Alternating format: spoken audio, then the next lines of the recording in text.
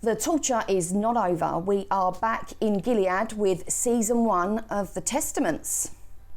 This is Shelly, a therapist, and I'm Ant, also a therapist. And you are on another episode, watching another episode of Off the Couch. Let's get into it.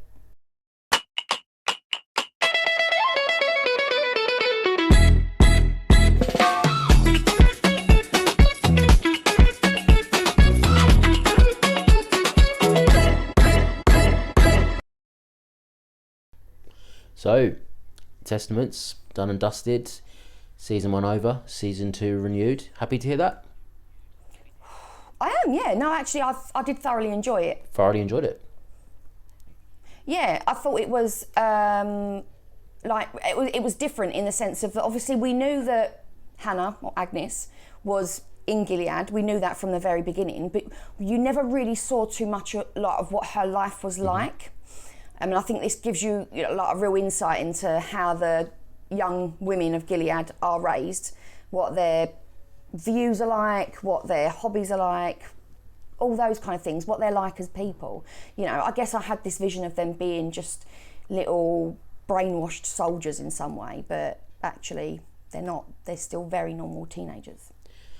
Yeah, it definitely showed that, didn't it? All the different little subplots and character developments, and yeah, I think you're spot on there about, yeah, they're just teenagers, aren't they, living in a really sick and twisted nation of Gilead, and experiencing some horrendous things at no, I mean, 12, 13, 14, how old were they, do you reckon? How old were they supposed to be?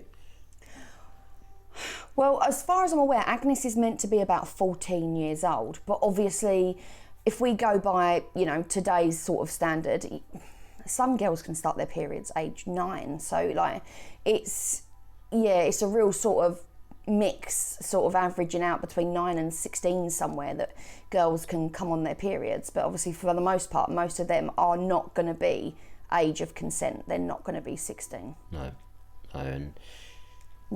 And obviously we talk about age of consent, but at the age of 16 they would be jumping into marriage and babies straight away. I know, and that was one of the biggest shocks for me when I watched The Handmaid's Tale. I mean, it covered a bit of the plums and that kind of storyline, but thankfully not too much in depth. Which I guess with the Testaments, did it have the same feel of depravity as The Handmaid's Tale for you, or was it a bit softer in its tone for you? I think it was softer in its tone, but the depravity is there, but it's like it's got a fluffy coat on. Fluffy depravity. Yeah, because how they make it like, oh my God, wow, look who you're marrying. Oh, you're going to have this lush wedding, and oh, you're going to be such an important person. You're going to have a lovely life.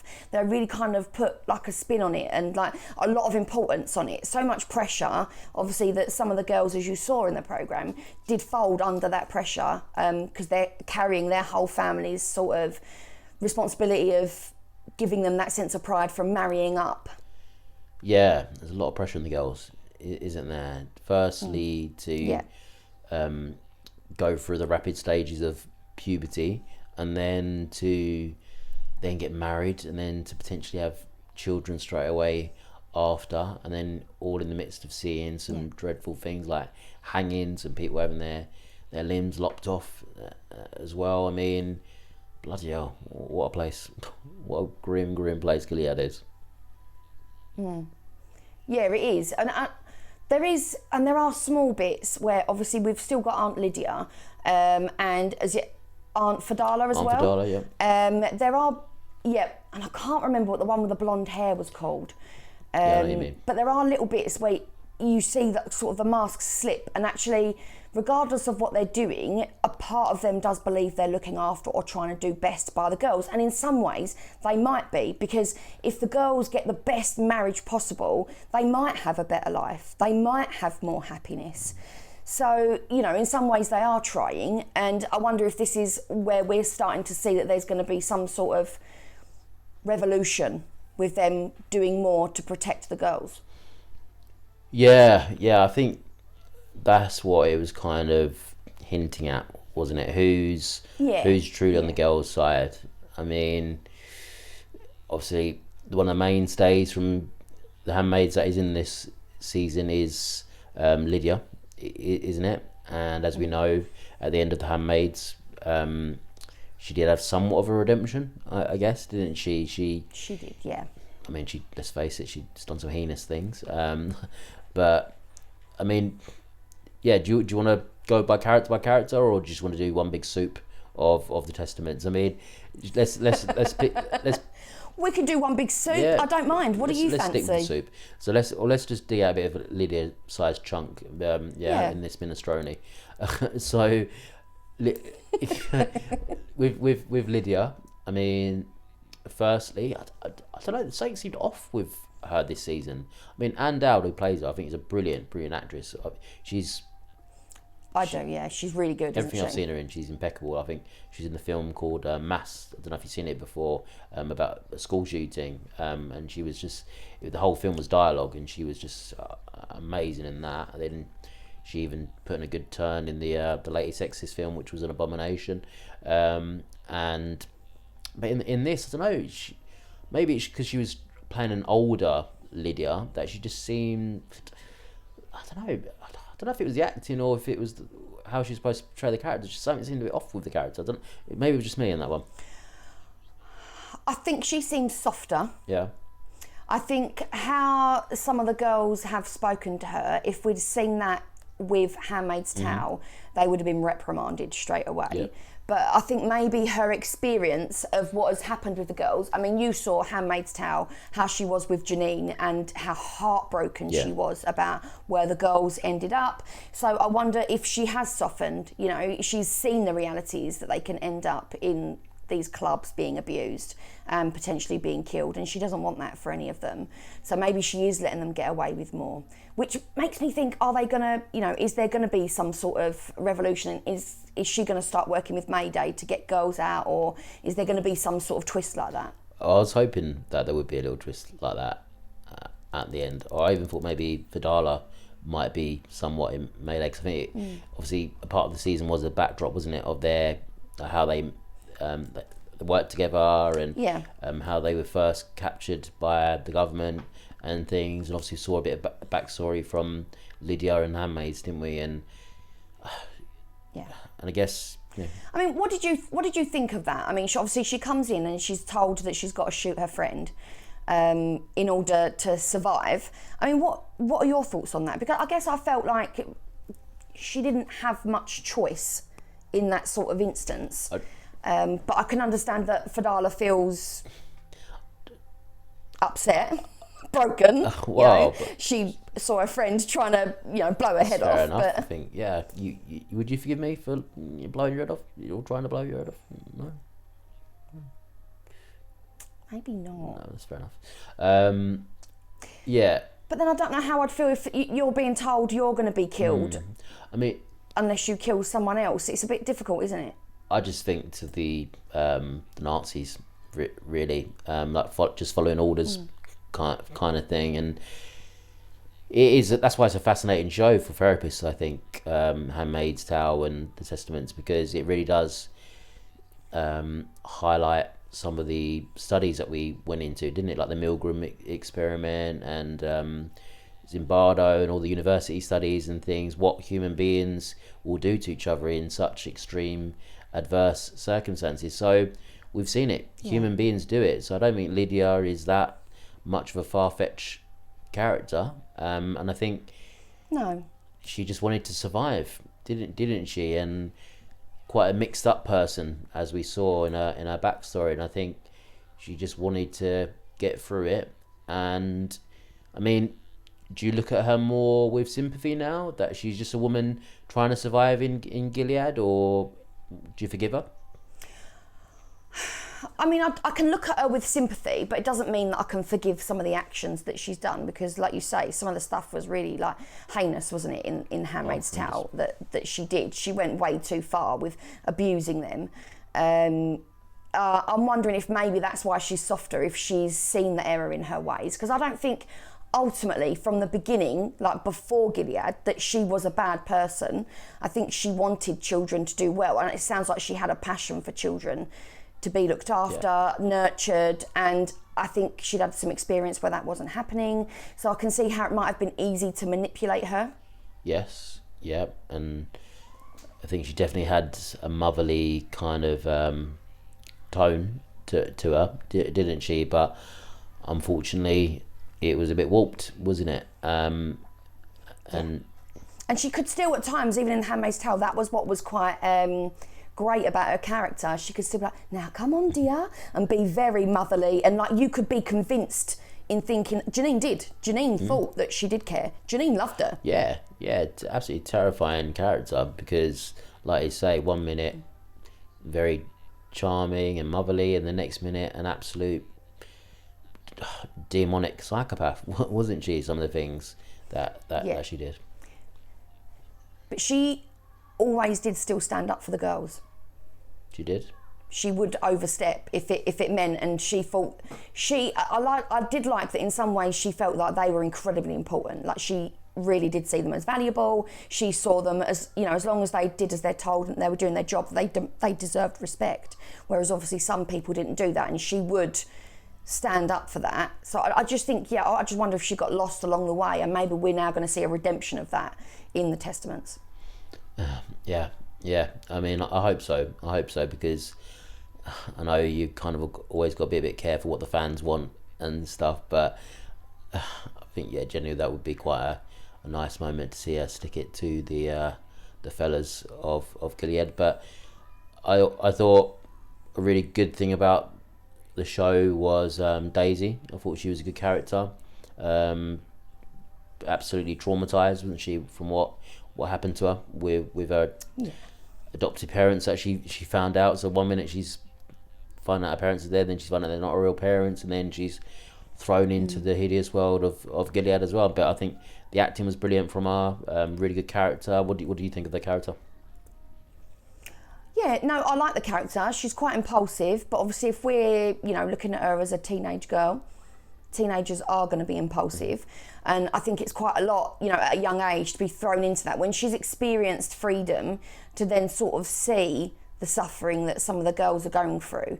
And I think that's another thing, isn't it? Because they don't talk about their suffering, the girls. Like, it takes a while for Daisy to get to know them, to sort of see that there is suffering there, because they seem happy on the outside, but obviously they are putting on a front.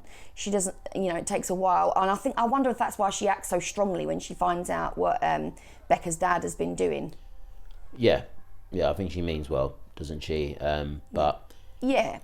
I mean, and they always go on about Gilead, don't they, about protecting the children, and you're not protecting the children. Oh, it's Gilead is the ultimate gaslighter, isn't it? It's constantly gaslighting its residents, especially the women. I mean, even some of the men get gaslit in the show. It's just one hypocritical mess, really, isn't it? Which, again, echoes some of the past in our reality, and also maybe today as well. Some hallmarks that we're seeing today, unfortunately. But yeah, I think she was a really good character, and I think her plot is really, really fascinating. Then you've got, I suppose, the main character that anchors the show is Agnes, isn't it? / Hannah, June's daughter. Mm-hmm.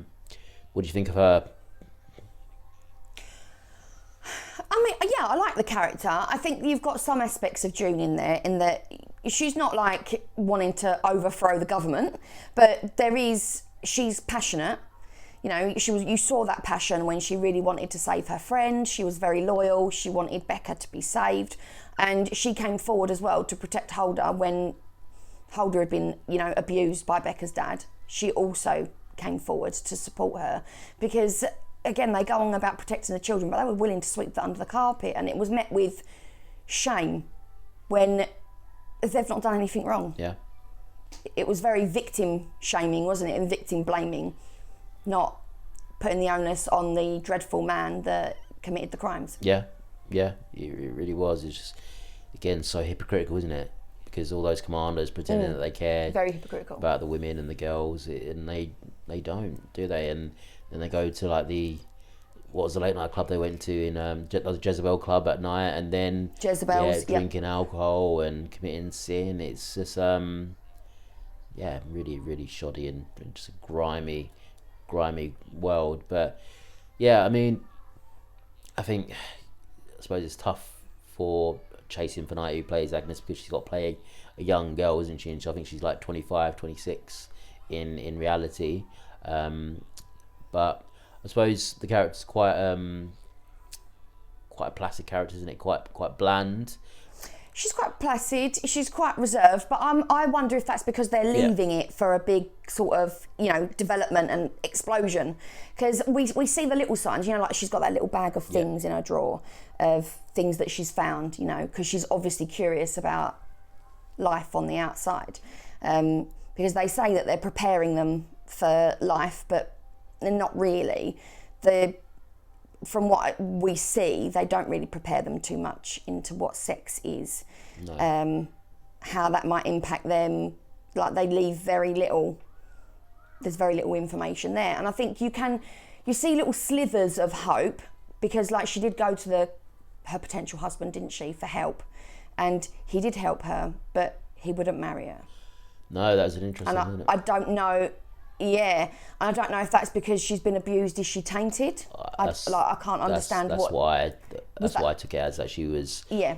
I think it was her stepmother said it's sullied. I think she said tainted. Yeah, I think that was what. Because I think we know that he has got a history of domestic abuse, don't we? So we know he's not a stand-up guy as well. And then her stepmother's another character that. It's probably we're going to find out some past story of her. She seems that she's got some issues in the backbone there, hasn't she? Yes, she does. She seems like she could be psychotic. Absolutely. Definitely. But yeah, I mean, I think Chase Infinite is a great casting choice, because seeing her in one battle after another, she's definitely got a lot of. I don't know if you've seen that film yet with DiCaprio. I haven't, no. But yeah, she's got a lot of spark to her, and she can definitely play a role where she does need to go up a few gears. So they've probably chosen her for that, like a mild-mannered child, then going into maybe a June Osborne style rebel. So, well, yeah. I mean, I don't know how the book goes, to be honest. So I'm not finding out as well. I'm just going to see how the show goes. I don't know if you do, but. I don't know. I'm going to wait till season by season, and it's been renewed as well.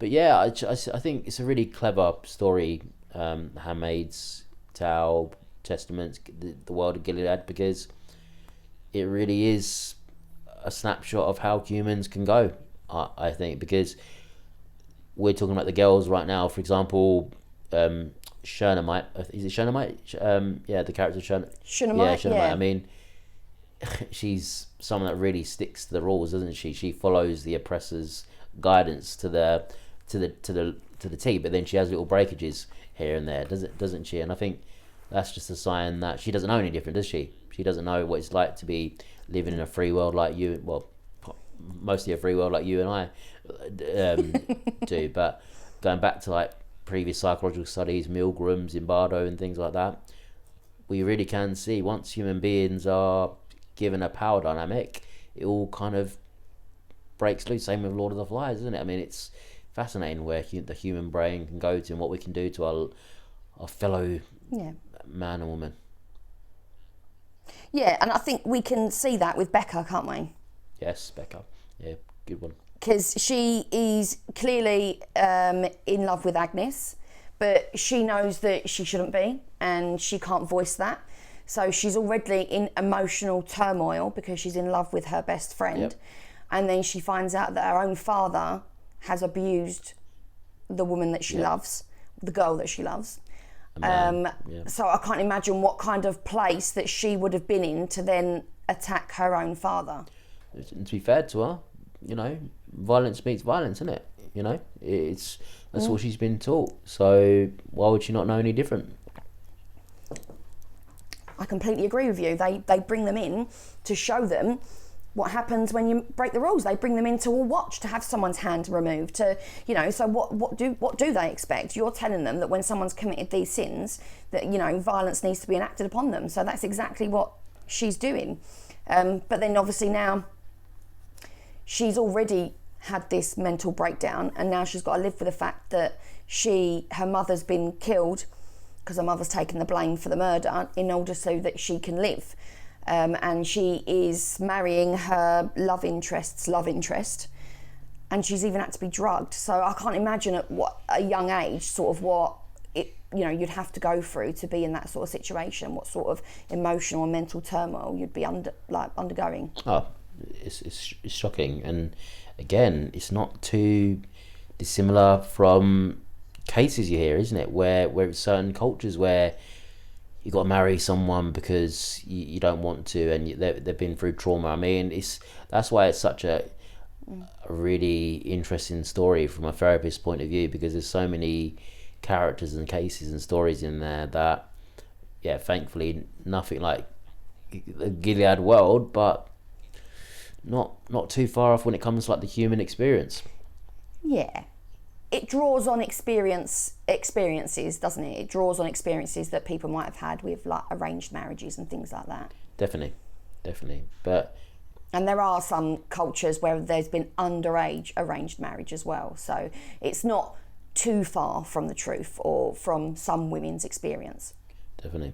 Unfortunately, yeah, that is the case. But yeah, I mean, I think just to end up, obviously Agnes / Hannah, she finds out in the end that she is June's daughter, isn't it? And I didn't know that would be the case, but she found out. So that's kind of how it's been left at the end of season 1. I'm guessing maybe next year we'll get season 2. Fingers crossed, because can't keep having these 2 and 3 years gaps in shows, can we? Because you know, I was not when they're meant to be young. No. Because in between that, they are aging. I mean, I don't know if you're watching House of Dragon the other. I was watching that again the other night, and I thought, bloody hell, who are these people? Like, who's related to who? And I just think 3 years goes by, and I don't know how we got into such a state where we're having to wait like a decade between seasons now. Is mad. But yeah, so hopefully next year we'll do a recap, or we'll do a part 2 of this video with season 2. But yeah, as always, please drop your comments below. What did you think of the testaments? What did you think of the characters? What do you think of the psychological angles to it? That's what we really want to hear about, don't we, Shell? Yeah, absolutely. Does it touch on your experiences? You know, please share. Yeah, and please like, share, and subscribe as well. And thanks for watching, and stay tuned for our next video drop. Hopefully a horror. Yeah. Fingers crossed. You know, I'm wearing the t-shirt, and oh yeah, Pennywise, the old Pennywise, classic Pennywise. Old Pennywise, classic Pennywise. You are a traditionalist, aren't you? You are a traditionalist. Oh, I am. Yes. Take care, guys. See you later. See you later.